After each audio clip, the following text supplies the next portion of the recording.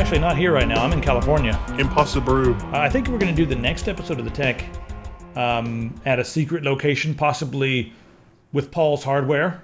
That could be interesting. He's I didn't even tell you this. He's offered to let us come over and hang out for a little bit. I'm going to California, and the purpose of the trip is I'm going to be meeting with some of the writers from Robot Chicken who have also written Nerds the Musical, which I think some of you guys may be interested in, even if your hard exterior shell is not into musicals. It's a musical on Broadway, but it's basically Pirates of Silicon Valley. It shows the story of Gates and Jobs as they got started and then battled it out. And I thought it was pretty funny, and Kane went with me, and we both saw that, the premiere, or not the premiere, like the off-Broadway version of it in Philadelphia. But yeah, so I'm going to go out there and talk to them, check that out, see what's up, and then also hang out with Paul and Kyle, maybe who knows who else I might be hanging out with out there. So I'm doing that right now anyway.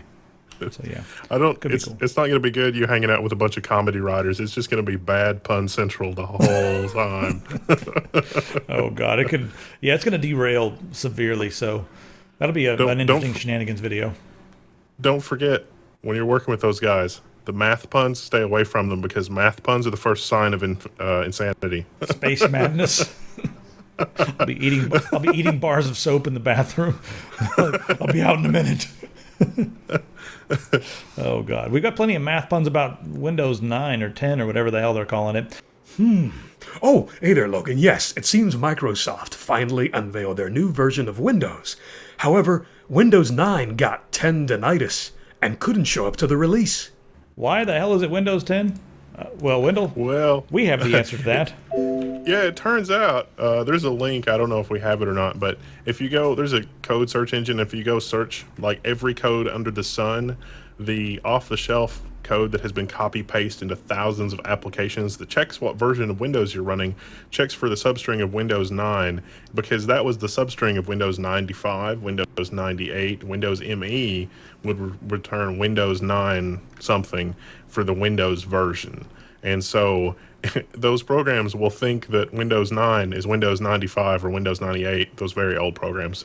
But that code persists, I mean, pretty far today. So I think that's, at least that is a really good engineering reason why not to call it Windows 9. Can they work around it? Yeah, there are ways to work around it. But from a programming standpoint, there are probably a huge amount of legacy applications out there that are still in use, and Windows 9 would be misdetected as Windows 95. Oops.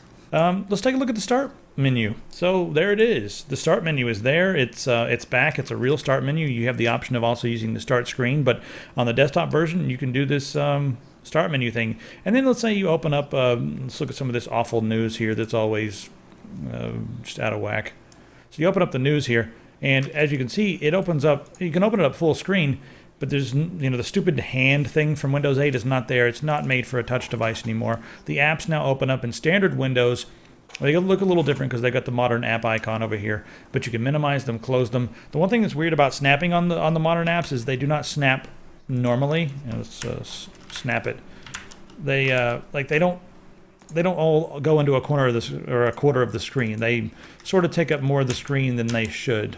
It's weird. They don't follow the same snapping rules, so that can make things a bit queer when you're, navigating around. I did not have to go in and change like my default programs and that sort of thing. It immediately knew, it immediately defaulted everything to the standard Windows desktop applications like the Windows Photo Viewer instead of the bubbly photo viewer that you get with Windows 8. So it's a much better experience right out of the box for desktop users, and I got to applaud them for that. All right, there we go. Let's move on to, the malware that infected USB firmware, and people were freaking out about this. There was we reported on this several months ago, but apparently it's an unpatchable malware that when you plug your USB device into an infected thing, it rewrites a portion of the firmware so that it's infected, and there's nothing you can do about it. Now, Wendell, why don't you take it from here? So there was a presentation, like a black hat presentation or something about this, and it was like, well, this is so severe, this controller is used everywhere, we're not going to disclose it. And I think in the episode of The Tech, unless we cut it, I don't think we cut it, I said, it's probably not every controller under the sun, it's probably based on like the Intel 8051 and it's probably Phison because I've worked with the Phison controller, and it's basically wide open. So anything that uses a Phison controller that has EEPROM or flash, you can totally go nuts with it. And a lot of flash drives do have the flash-based Phison controllers. Not all of them have flash-based. Some of them are mask ROM. So the ones that are mask ROM wouldn't be susceptible to this. But some other researchers apparently saw the Black Hat thing and were like, oh, we can figure this out. And so they've published their code to GitHub, and sure enough, it's an Intel 8051 controller based on the Phison microcontroller. So it's like, I could have told you it's vulnerable. It's vulnerable by design because it's flexible. So yeah, the hardware totally doesn't really have any security. Phison has absolutely taken over the universe, but I guarantee you other vendors like SanDisk and other flash memory controller vendors have similar problems. They're just less obfuscated.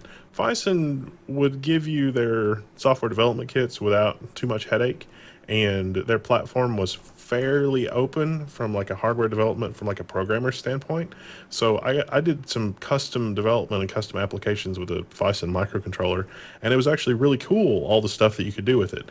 But it's also really open. So, you know, if you buy, there's certain like Sony ones, especially the ones that can emulate a CD-ROM, like you plug in the flash drive and it's like, I'm a USB CD-ROM and I've also got flash storage. Those controllers are the most susceptible ones for getting malware that live in the firmware. You can't get rid of it. So that's kind of a problem. Butterfly Labs, we've got another follow-up for you guys. Butterfly Labs, the FTC has cracked down on Butterfly Labs. They're finally getting involved with some Bitcoin stuff, but it's mostly because they're defrauding a lot of their customers. And you had someone in the office there pick up one of these, right? Yeah, we had we've got one of the Butterfly Labs, like 500 gigahash per second units or whatever.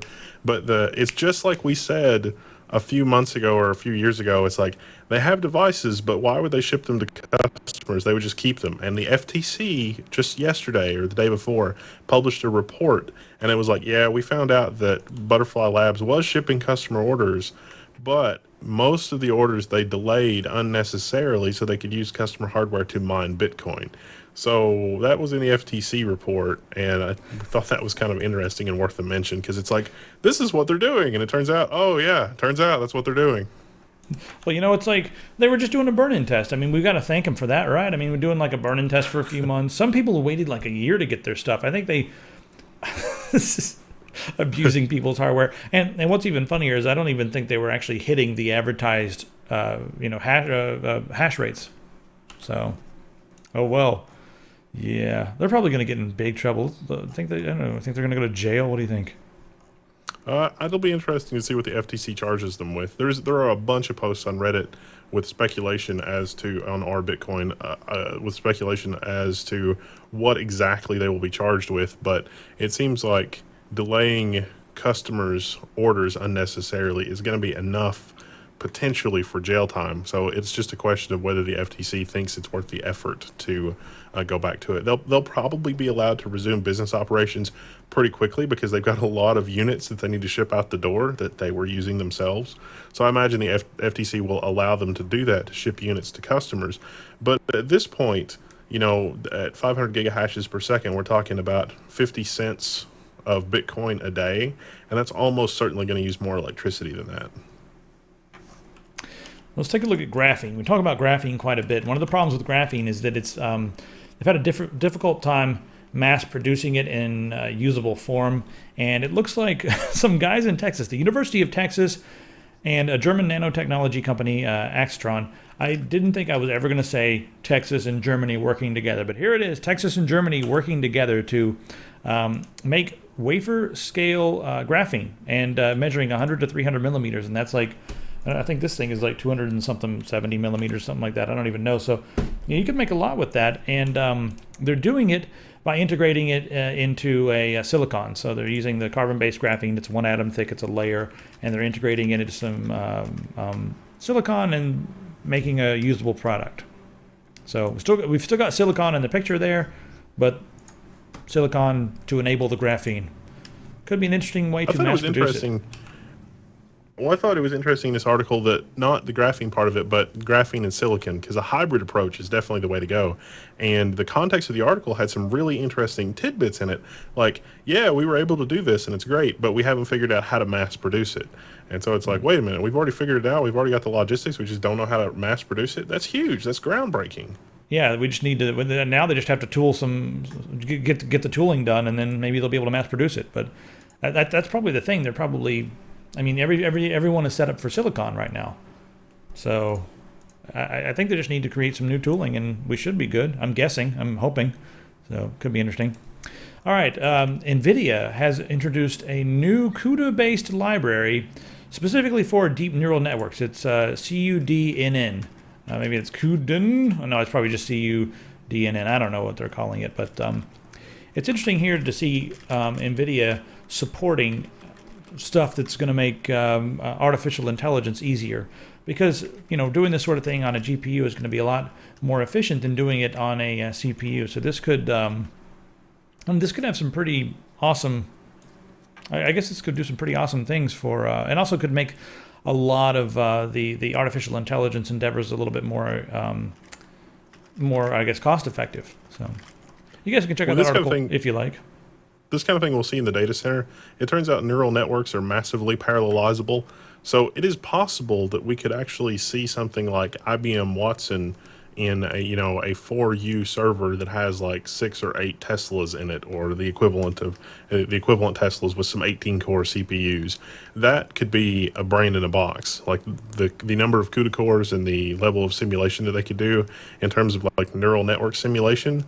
That could actually be a thing. I don't know if it was this news article or another report, but there were some neurologists that basically took apart a cat brain's visual cortex a long time ago.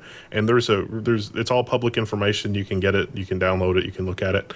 And they were loading sort of cat brain simulator 1.0 into this CUDA simulator, and it was breaking records in terms of how fast it was running. So that's really exciting for neural network simulation. I don't know enough about the nuts and bolts of how that works, but I can tell you that that the person to come up with the artificially intelligent software agent to do your stuff first, those people are going to take over the universe. And I don't think it's going to be Microsoft, because they laid off their R&D people. So in other news, the cat brain simulator hates everyone. The cat brain simulator is neither alive nor dead. Oh God. It is installed on this machine, or is it not installed on this machine? It's only installed if you look at it. All right, let's take a look. That's just what we need. The world's first AI is going to have an existential crisis. That's exactly what we need out of the world's first AI. They got the brain from Schrodinger's cat. Let's take a look at the GTX 980 from EVGA. This is the Hydro Copper version. It's a GTX 980 classified, of course, but it's got the Hydro Copper on there. This thing's pretty, and I didn't play around with any GTX 980s yet. I've only got one 9 series card in the house, and it's the Strix right here. Like I said, we're going to be giving one of those away very soon, so stay tuned for that. But this card looks awesome because it turbos all the way up to 1400, so that's pretty insane. This one may be a little bit more practical for people. It's got the ACX cooler, but it's the classified, so that one's also massively overclocked. I'm still waiting on the 980 Ti before I jump on any of these things. The 390X. It'll be interesting to see what AMD and everybody comes up with, because transistors. Yeah, the 390X, the interesting thing about the 390X is that they're moving to a 20 nanometer manufacturing process. So I guess that'll be, I think the current NVIDIAs are on the 22 or the 28, I forget. Someone in the comments will correct me and yell at me and call me an idiot, but that's fine. I'm pretty sure they're on the 28 nanometer manufacturing process. So these will be the first mainstream graphics cards. I guess the Tegra coming out, the newest version of the Tegra is going to feature Maxwell using the 20 nanometer manufacturing process, but these will be the first desktop graphics cards, and they're also partnering up with Aztec, and then Aztec, of course, Aztec just shipped their 2 millionth unit. They do the water cooling units that you see that they OEM for a lot of people. A lot of the units that you get, from big box retailers, from a lot of the major brands that and trust are actually made by Aztec. So if anybody from Aztec is watching, awesome guys, you guys ship 2 million units. Anyway, back to this. They're going to be working with them to make something like an internal water cooling unit for this thing, because a lot of the AMD cards have been getting pretty hot. So that's interesting. Let's talk about mobile graphics. The 980M and the 970M are upon us, and apparently they're going to be twice as fast when compared to the 680M. That's a huge jump. 2048 CUDA cores. You guys can see the specs here. They say it's equipped with 8 gigabytes of GDDR5 memory. That's how all these these mobile graphics card units always have more graphics. It's probably like a shared situation or something, but I don't know. Is it actual dedicated video memory? Because if it is, why can't we have it on our... Someone in the comments is going to correct me again. I'm just giving you all kinds of options or abilities options. I'm giving you, take your pick and correct me on one of those. I love this graph here. Look at this graph. It looks like it's 3 times as fast because just the way the graph is put together, when actually it's only 2 times as fast. And it's the scale is 1 and 2. Look, this is 2. The other one is 1. So I hate graphs like this. Everyone stop doing it. Give us real numbers. I mean, I guess it's just for, I don't even know. Kids who look at it and they're like, oh wow, that one's higher. Look how big the graph is. Yeah, it's gonna be faster, but 1 and 2, really? Really? Let's not forget how much of a difference drivers make, because my God, drivers. Speaking of drivers, the police in Dubai are driving around Lamborghinis and stuff. It's crazy. You know what else they're going to be doing in Dubai? They're going to be wearing Google Glass while they're fighting crime, and that's mainly going to be used for facial recognition. We're talking like some Minority Report stuff here. So they can walk around, they're wearing their Google Glass, and for the 15 minutes that the battery actually works, they're going to be able to get heads-up information on the different people that walk by. And if someone is suspected or wanted, it's going to, be like, hey, this guy right here, he's wanted. Go jump on him. Or if you're from Texas, shoot him with a rifle or whatever you guys do. So they're going to get that kind of information. It'll possibly also scan license plates in the area and give you information on, hey, that license plate, this guy is smuggling exotic cats out of the country to other places where they have a shortage of exotic cats. So they'll know these things. I don't know if that's actually kind of creepy that they're using Google Glass for that purpose. I feel like that's something that's coming, and we're all going to have to get used to it. And I see a world not even 10 years away where the police have cameras, and the cameras have besides just being able to see like heat signatures and that sort of thing, I bet those cameras are all going to have face detection software that scans the area, and it's connected to the internet. And if someone's a suspect, it's going to be like, oh, that guy over there, he he loitered too long at Barnes & Noble. Kill him, shoot him, and they'll blow his head off. The Detroit police are already wearing, full body cameras or vest cameras or whatever. So that's the thing. Yeah, I'm just not sure if those cameras are doing I'm not sure if they're doing the whole face detection type thing yet. I'm sure now that they see this, they're gonna do it. But they drop a lot of money in Dubai on stuff like this. They have those huge buildings in the middle of the desert. They've got a lot to. They got to spend some money over there. They got to show off a little bit. So this could be them flexing a bit. Look what we have. Lamborghinis and Google Glass. So I don't know. All right, Samsung has unveiled a 27-inch curved monitor. It's 1080p. It looks to be, I think it's going to be a TN panel, but I'm not sure. It doesn't say if it's IPS or TN in this article. Whenever it doesn't say, I always guess that it's the TN panel, but I haven't tried one of these curved monitors yet. I was kind of whatever about the whole curved TV thing that we saw at CES a year or so ago. Didn't really care about it, but are you guys excited for the curved monitors? Maybe an uber wide curved monitor I'd be excited for, like a 21:9, just because it'll be easy to see if it's curved. But I'm definitely not excited about ultra wide curved or curved normal aspect ratio. It's just silly. Yeah. I don't know how to feel about it. Here's another thing I don't really know how to feel about it. A 4K monitor with a G-Sync for $799 from Acer. And they're looking like they're going to be marketing this toward gamers, obviously, because it has G-Sync. And refresh rate 60 hertz, UHD. And the response time on this is supposed to be pretty respectable. Where's the response time? It's a TN panel, of course. I can't deal with TN panels. I just cannot deal with them. That's G-Sync could be, I guess, interesting. I'd rather have, like I said, a free and open standard like FreeSync. But as it should be. Yeah. But if you're going all green and you'll be able to take advantage of it, and it should be a nice, smooth experience. I guess the 980 can do a pretty decent job with some games at 4K. Some games, not all games. I just cheap TN panels on 4K monitors is just, I don't know. Just, if you're getting a 4K monitor, spend some money and get an IPS, get the really nice color reproduction and that sort of thing. I just don't think 4K is there yet. 21:9 is there, but 4K, I don't see it being a thing just yet. We need better stuff to push it, and we need better support from like Windows and all that. So I don't know. We've also got our upcoming video that shows that the Samsung TN panel is actually slower 4K, slower than the Dell 4K monitor that's IPS. Dun dun dun dun dun dun. Surely this cannot be. I'll have the video up on that pretty soon. We'll have to get some gaming TN panels and the Leo Bodnar thing and do some more testing. But from a preliminary test, Samsung 4K versus Dell 4K, Samsung loses.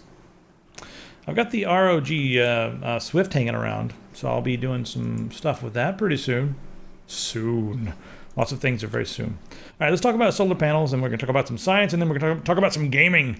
But the solar industry is growing rapidly, and it's kind of scaring a lot of the powers that be, like the major energy companies and the oil companies and the coal companies and that sort of thing. And it's getting to a price where it's economical for someone to go and install a bunch of these on their roof. And the reason I'm kind of bringing this up is it's scary that a lot of the energy industry is lobbying to the local, like on a state level, they're lobbying to have restrictions put on solar, and they're lobbying to make sure that they do not get a subsidy or a kickback, I guess. Whereas right now, a lot of states have a thing in place, like Washington State, I know, has a thing in place. Most of New England has a thing in place. Most of the progressive states have a thing in place where if you have solar energy and you are netting positive, you can sell your energy back to the grid and make money on it. And a lot of these companies now are freaking out. Instead of, innovating and, joining the club and getting involved in the solar revolution, they're going to keep digging holes and that sort of thing. So I don't know. I think it's the same thing we have with the cable industry. It's the old fighting the new instead of waking up and getting with the times and like, oh yeah, this could totally work. So you know what's funny? Before we go on, Fox News, where they were talking about Germany, because Germany is the most energy efficient country in the world right now, and they're also first in solar and wind energy. And Fox News said that there is no way that solar would work in the USA because the USA does not get as much sun as Germany.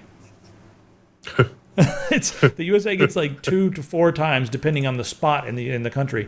It can generate 2 to 4 times as much energy compared to Germany. Well, it was Fox News, and the anchor that they hired was either dumb enough to say that, or it was like the other anchor that did not want to lie on the air and was fired for not being willing to lie on the air, and then was sued for they sued Fox for wrongful termination and lost. So those things have all happened with Fox News. Let us not forget the treachery of Fox News. So that doesn't surprise me at all, because, the sun. I wouldn't be surprised if we've got articles on Fox News that are like, if we put all these solar panels, it's going to do something bad to the sun. It's just like, oh. Oh yeah, wasn't there even? I believe there was an article like that were saying that the solar panels were going to like reflect radiation back to the sun, and it was going to explode or something crazy, like literally almost that crazy. And then what's even worse is there's people stupid enough in parts of the country to believe that bullshit. And then the rest of the world has to deal with the idiot people, because those people seem to always be the ones that are in power around here. And also in Australia, it seems like the most stupid people are the ones who are somehow put in power. Maybe it's the ones who are the least, who squirm the least when you stick your hand up their ass and move their mouth. Maybe that's what it is. There was a psychology study that showed that even completely honest people, when given power, would eventually gravitate toward more dishonesty than they had previously. Basically meaning that, absolute power corrupts, power corrupts, but absolute power corrupts absolutely. And it was a very, basically irrefutable psychology paper on that, which is why we have to have transparency at all levels to ensure fairness. And transparency should just be a fact of life as for public office. And the founding fathers knew that. I don't know how we got away from that, but that's the reality. I'm telling you, the government of the future is just going to be a very secure website where you log in and vote. And all the citizens can do this with their special ID. You log in and you vote. That would be there's no more need for lawmakers. There's no more need for a president. Everyone gets together and votes. It's like a giant town hall meeting with the entire country. You just go online, state your opinion, and whatever. You can make a YouTube video about it to argue it, to help, sway people to your side or whatever. I don't know. That could be a workable alternative. Anyway, let's go over to Berkshire. Is that how you say it? I know it's Berkshire here in Massachusetts, but I think it's Berkshire in the UK. So anyway, they're installing solar panels over there, but a lot of times they're worried about taking up space that's normally used for farms and pretty scenery and that sort of thing.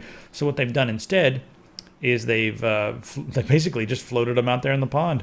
They put little plastic floaties in the bottom of them, and they've got them floating in the pond. And right there they are, installing them in the pond. I guess my question would be like, what's the impact on either the vegetation that's growing in the pond and also the life that's in the pond, the different aquatic animals and that sort of thing? What's the impact on that going to be? And also, you're worried about, covering up the view of the land. What about the view of a nice pond? Now the pond is going to have a bunch of solar panels on it. Is the view a big deal? I don't know. I mean, I'm all for solar power. A lot of it doesn't really say, but I get the impression that a lot of these ponds are like retention ponds and freshwater ponds. And so they may actually be artificial ponds to begin with.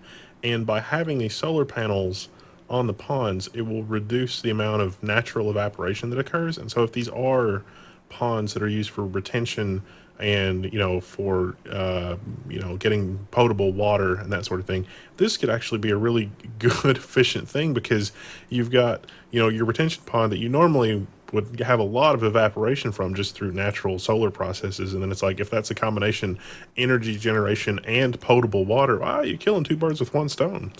Yeah, it could be really, really handy for irrigation, like you just said. And if suppose this is like right beside a farm, Yeah. Yeah, it could. That's a good point. Well, go for it there. Go for it, UK people. All right, what's next? All right, it's time. This is a huge article here on aeon.com about Elon Musk. The guy is just, I don't know if he's from this planet, but he obviously wants us to be a multi-planet race. And there's a lot of guys, you should really read this. I mean, he starts talking about everything from, in this article, everything from, the possibility of us living inside a simulation. He talks about that, which is kind of fun. He talks about how, some far superior being could be just watching us and we're in a petri dish. He goes on and on about all this funny stuff. He talks about how it's sad that we haven't actually found any other intelligent life. And he says that one of the things in there he talks about, he's like, well, in order to ensure the future for the human race, we're going to have to be what's the word with multi-planet? That's not the right word. So Elon Musk thinks that for the human race to go on, we're going to have to be a multi-planet civilization. We need to start colonizing Mars. We need to we need to have. Well, the moon would probably work right now, because there are a few threats. Of course, the threat of like a nuclear holocaust, that's a threat, because there's a bunch of crazy people yelling and screaming at each other, and there's idiots in power who are willing to press buttons to blow up civilization as we know it. So that's kind of a threat. The bigger threat is one that's like hard for us to fathom, and it's far off. But the sun in 500 million years is going to be so hot that it will probably start boiling. Because the sun's going to expand, and at some point, it's going to expand to the point, probably a few billion years, where it just completely burns the Earth up, and it's burned up, Mercury and Venus and on the way and everything, and hey, burns us up. But it's I think around 500 million years, or maybe a little bit longer than that. The Earth will be at a point where it basically becomes somewhat like Venus. Everything's evaporated, everything's dying, and it just gets too hot for life to live here. So we need to go to Mars. Just as a result of industrialization or nuclear winters. Only, if the U.S. government is to be believed, nuclear winter is only one Arab terrorist away from, nuclear winter. So, Yeah, because those guys in caves are sophisticated enough to end humanity. Have you seen Iron Man? They could totally build an Iron Man in one of those caves. I hope it's not racist to say that they're in caves, but I'm just saying a lot of them are, hiding in caves because it's a good place to hide because it's in a freaking cave. Anyway, I have nothing against people in the Middle East, unlike most people in America. Anyway, there's probably a lot of decent people there. I forgot where I was going with all this stuff. Just go and read the article. He makes a lot of really interesting points and kind of goes off on a few tangents. But he basically thinks that in order to do this, we're going to need to put 1 million people on Mars. And that is no small task because let's say you've got a fleet of very large ships. You're still going to have to make like 10,000 trips back and forth to carry all the supplies that are needed, to carry all the people that are needed. And you're going to need that many people. And he says that even with like 10 million people, each person is going to have to be extremely productive because they've got to be able to manufacture all kinds of things. There's not going to be oxygen. There's not going to be, they're going to have to mine. They're going to have to smelt. They're going to have to, there's a lot of stuff that's going to have to happen. They're going to have to set up factories to ensure that just everything's going to have to, there's going to be a lot of work to do. That's basically where I'm going with this. But that sounds like revenue and job growth generating stuff. Why are we the military industrial complex? Why don't we become the space travel, spacefaring industrial complex? Because that seems like that would just be way better for the humanity's longevity. Well, I think he's mostly just talking not even so much about military industrial complex. We're going to have to be able to build stuff, build structures, build shelters, and even if we build scientific things to get us more oxygen, greenhouses, that sort of thing, so we can eat. We're going to have farmers. We're going to have, or maybe we're going to grow the meat. I don't even know how it's going to go, but all those things are going to have to be done, So, I don't know. Let's see what else we have to talk about here. New material that steals oxygen from the air. Kind of interesting. But this article is a little bit far-fetched for me. I want to see more scientific stuff. Basically, they've discovered this stuff. You put it in a room and it can absorb pretty much, they say all the oxygen in a room, but they don't give any details about how big the room is going to be or whatever. There's not a lot of numbers and science here, but they're just saying, hey, it'll absorb all the oxygen in the room and then you can release it at any time. But the future application for this new stuff that they've developed, and they don't even go into great detail other than it's like a crystalline substance, but the future application for this could be oxygen, like storage, like going into outer space again. You'll be able to carry a ton of oxygen with you in a very small space. So that's pretty cool, I guess. Possibly more efficient than even liquid oxygen. Yeah. It seems like they're storing gas in some sort of crystalline form, which means that they can pack it in a lot tighter. Packing in, if it were in a gaseous state, to pack it in as tightly as it could be packed in a crystal form, it would be under an absolutely insane amount of pressure. And so that's generally not something you want with oxygen, because oxygen can't wait to catch on fire anyway. So, yeah. But the crystal, it seems like when you heat it or put it under pressure, it'll release the oxygen. So this is probably a safer way to store oxygen anyway, because my guess is that it's not going to release it all at once, which, with a compressed cylinder of oxygen and a catastrophic failure, will release its oxygen all at once. And if it doesn't turn into a fireball, it's still insanely dangerous. I want more details, though. It just doesn't really, give us enough details on what's going on here. So, cool stuff if it really exists. And hopefully it'll, I don't know. Let's talk about gaming. Let's talk about the dude who built an Xbox One before it came out and then sold it to the FBI. I'll let you sum this up quickly because it's pretty funny. So it turns out there was a break-in at Microsoft, and the Xbox stuff was stolen, source code and that kind of thing. But this small ragtag group of hackers, used the specifications in the source code to build their own Xbox from PC componentry, which should blow your mind. And they accidentally sold it to the FBI. How do you accidentally sell one to the FBI? That's crazy. I guess the FBI was watching them for a little while, and then they've sold it to them. It was a 3-year hacking spree that stole intellectual property from various gaming companies. These were a bunch of like 18, 19-year-olds. And it was a 65-page indictment, which describes how the LooseNet group pilfered the source code from Microsoft's Xbox One, the Apache helicopter simulation software designed for the U.S. Army, and intellectual property from game makers such as Epic, Valve, and Activision. So 65-page indictment. Good Lord. And they got enough info to build their own Xbox One, which was then referred to by its code name Durango. Wow. I mean, it's kind of funny that you can do that. I don't know why you'd want to build an Xbox One. It's like, hey, let's build a really crappy PC. Oh, great. They just go on Newegg and order everything. That's what they did. All right, another gaming news. Check out Kingdom Come Deliverance. If you guys have not seen this, you should see it. This is a game that was on Kickstarter a little while ago, but it's a realistic. They're trying to go for ultimate realism here. Let me just skip here to the trailer. Right over here it starts. They're going for a very realistic medieval game. Low fantasy, very interesting combat. The combat to me looks almost as good as Chivalry, if not better. It's very realistic and fluid. I've got to go ahead and just take this off because, yeah, this game is... It's almost unbelievable how good it looks. But the attention to detail that they're putting into the world is, there's so many things you can do. The crafting is different in this game than any other game I've seen. It's actually a little mini game where you have to grab the ingredients if you're cooking or whatever and put them into the pot and stir. It's not just like most games where you press a button and then your character goes into an animation sequence, almost like a QuickTime sequence where he does X, Y, and Z, and all of a sudden you've tempered your sword. You're going to actually have to hammer the sword yourself and all that. So it looks like they're going for a very deep, realistic experience. And the combat, you guys have to go back and watch the first part of this video. The combat looks so good. They put a lot of work into making it as realistic as possible. But yeah, this game it's one of the top games that I'm looking forward to right now, if not the top game. I'm not sure if it is or not. It's up there in the top It looks so tier. good. It looks so good. It's borderline unbelievable. Yeah.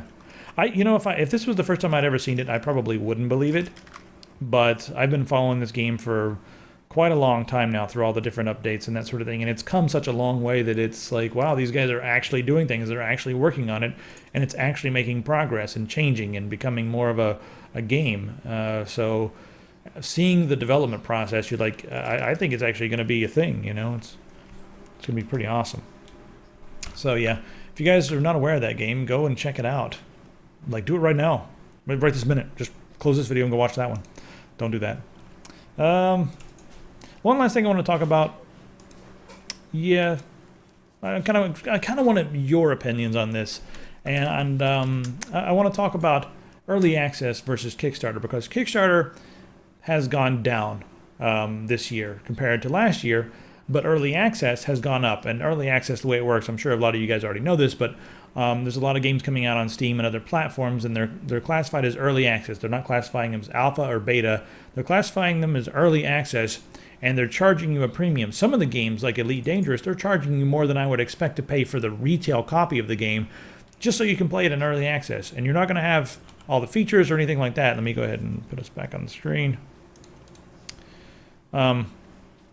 This is an interesting game coming out in early access, but they don't have all the features and that sort of thing, but you get to play the game before it comes out and possibly submit ideas and join the forums and all that sort of thing. It makes it a bit more, gets the community involved a bit more. But what they're really doing is they're using the money they get from the early access to fund their games.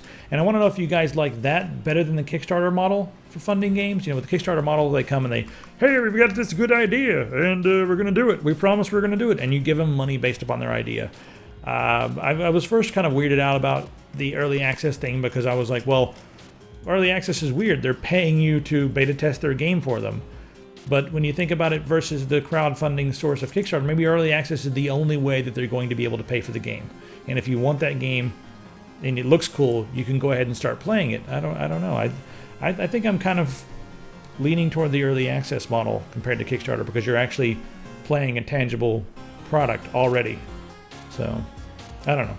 The other thing that I like about the early access model is that it builds momentum. I mean, you can see the development and then you can decide when to invest. With Kickstarter, it's sort of a black hole that you're putting your money into, and you might get something out, but chances are you won't. So I want to know what you guys think. Maybe there's a perspective that we missed here in all this. You know, maybe there's something to the whole mystery of just waiting for a game to come out and not playing in early access. There's that side of it as well, but give us your perspectives. I enjoy looking at them. And I look at them more on the website than I do here on YouTube. I do try to kind of look at the YouTube comments. A lot of times it's just people jumping up and down on the keyboard, so, you know, there's that. Anyway, anything else we need to say before we close? Stay tuned for the California coverage. It'll be fun. And we got a bunch more things like this graphics card to give away and some other fun things coming up very, very soon. So, anything else, Wendell, we should say? Pretty much it? I think that's it. Yeah. We'll see you guys in the next video.